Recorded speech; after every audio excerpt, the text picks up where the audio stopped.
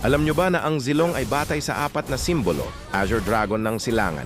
Ang Azure Dragon ay isa sa mga dragon gods na kumakatawan sa Mount Ochtonic forces ng five forms of the highest deity. Minsan siyang pinangalan ng Yunjao, na kalaunan ay pinalitan ng Zhao Yun bago tinawag na Zilong.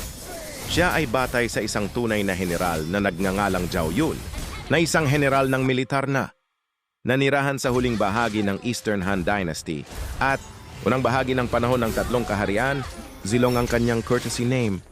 Bago ang pinakabagong update. Ang kanyang in-game file name ay Zhao Yun pa rin, ay mag-asawa sina Zilong at Freya sa Christmas, Carnival skins at Summer skins. Si Zilong ay kayang mag-lifesteal ng mga tore, ang ultimate supreme warrior. Zilong ay ginagawa siyang isa sa pinakamabilis na bayani sa laro. His skins reference Chinese mythology and culture. Changban po Commander ay batay sa sikat na labanan ni Zhao Yun sa Changban. Ang kanyang Eastern warrior ay nagbibigay sa kanya ng tradisyonal na samurai-like na Itsura at ang Empyrean Dragon, isang collector skin na inspirasyon ng Chinese Dragon Warriors.